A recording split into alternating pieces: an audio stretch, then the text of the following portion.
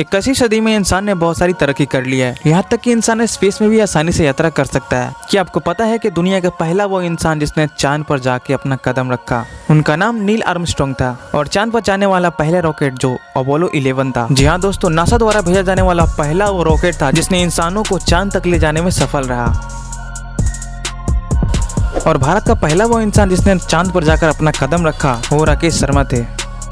ऐसी बहुत सारी ऐसी कंट्रियां हैं जिन्होंने अपना स्पेस रॉकेट अंतरिक्ष में भेजा है। कुल मिलाकर अभी तक अंतरिक्ष में 35,000 रॉकेट भेजे जा चुके हैं। लेकिन कभी कभी ऐसा भी होता है कि कुछ टेक्निकल इशू आ जाने के कारण रॉकेट में खराबी आ जाती है, जिसके कारण वो फेल हो जाता है। जी हाँ दोस्तों, ये हैरानी की बात है कि सरकार लाखों करोड़ रुपए खर्च करती है उस रॉकेट को बनाने के लिए, लेकिन उसमें एक छोटी सी इशू आ जाने के कारण वो रॉकेट पूरी तरह से डिस्ट्रॉय हो जाता है। ऐसे ही और इन्फॉर्मेटिव वीडियोस देखने के लिए चैनल को सब्सक्राइब करके बेल आइकन को जरूर दबाएं।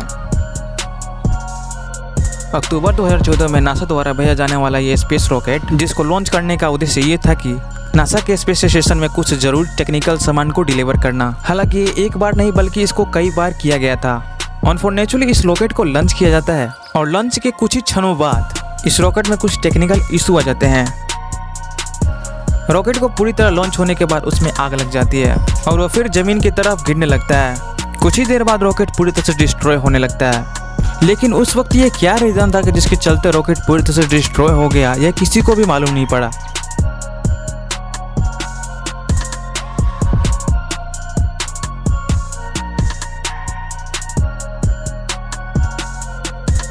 इस घटना के अगले महीने बाद जब इसे टीवी पर ब्रॉडकास्ट किया गया कि आखिर ये रॉकेट फेल हुआ तो क्यों हुआ, तो नासा के एक्सपर्ट ने बताया कि रॉकेट के अंदर ऑक्सीजन लिक्विड टर्बो पंप जो कि अधिक प्रेशर पड़ने पर फट चुका था।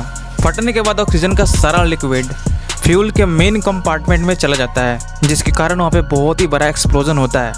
लेकिन नासा ने यह भी बताया कि इस रॉकेट के फेल होने के बाद रॉकेट में मौजूद कोई भी व्यक्ति जिसको कोई भी नुकसान नहीं हुआ है।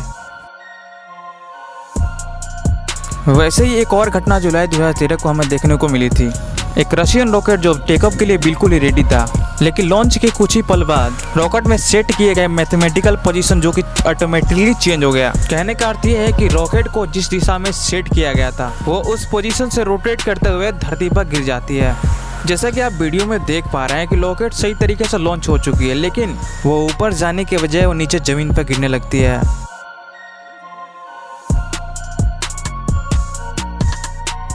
दुर्भाग्य की बात यह है कि इसमें कोई आदमी नहीं बल्कि ये कंप्यूटर द्वारा ऑपरेट किया जा रहा था। जब इसकी जांच की गई तो पता चला कि रॉकेट के निचले कोर में लीकेज के कारण इसमें आग लग चुकी थी और ये आग फ्यूल कंपार्टमेंट तक पहुंच जाती है। इस रॉकेट में करीब 600 टन केरोसिन हेप्टाइल फ्यूल था, जिससे आप ये अनुमान लगा सकते हैं कि ये एक्सप्लोजन कितना बड़ा हुआ होगा। जैसा कि मैंने पहले बताया था कि ये एक रशियन रॉकेट था और इस प्रोजेक्ट को बनाने के लिए करीब $85 मिलियन वहाँ की सरकार ने खर्च की थी। लेकिन कभी कभी हर इंसान को असफलता मिलती है। मैं बता दूं आपको, जब रॉकेट बन के रेडी होता है तो उसका परीक्षण नहीं किया जाता बल्कि उसको डायरेक्ट लॉन्च किया जाता है। और कभी रेयर केस ऐसा कुछ होता है कि उसमें कुछ टेक्निकल खराबी आ जाती है और वो लॉन्च फेल हो जाता है।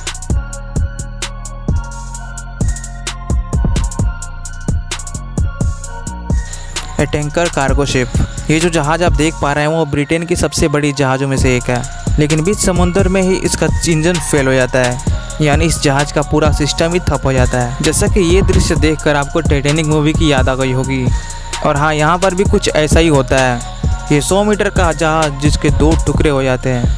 हालांकि इस शिप को बचाने के लिए वहाँ पर एक हेलीकॉप्टर को भी तैनात किया गया था, लेकिन समुद्री तूफान के कारण इससे कोई भी मदद नहीं मिल पाती है। इस जहाज में उपस्थित जितने भी क्रू मेंबर थे उन सबको बचा लिया जाता है। और रही बात इस जहाज की, तो जैसा कि आप देख पा रहे हैं कि जहाज 2 टुकड़ों में बट चुका है, जिसको बचाना बिल्कुल ही इम्पॉसिबल ही लगता है।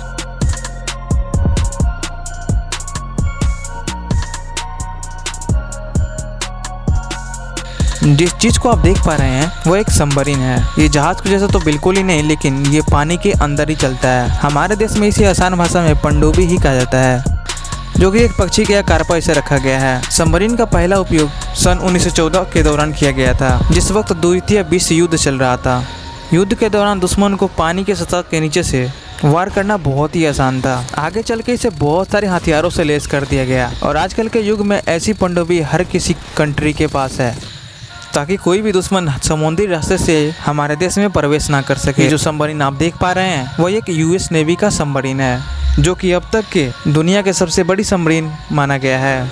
ये सबमरीन पानी के अंदर ही नहीं बल्कि बर्फ के अंदर भी आसानी से चढ़ सकती है, और ये बाहर तभी निकल पाती है जब इस पनडुब्बी के अंदर काम करने वाले लोगों को फ्रेश ऑक्सीजन की ज़रूरत होती है। जैसा कि हम अनुमान लगा सकते हैं कि ये बिल्कुल उसी तरह काम करती है जिस तरह एक डॉल्फिन, और इसकी संरचना भी एक डॉल्फिन के आकार से मिलती जुलती है।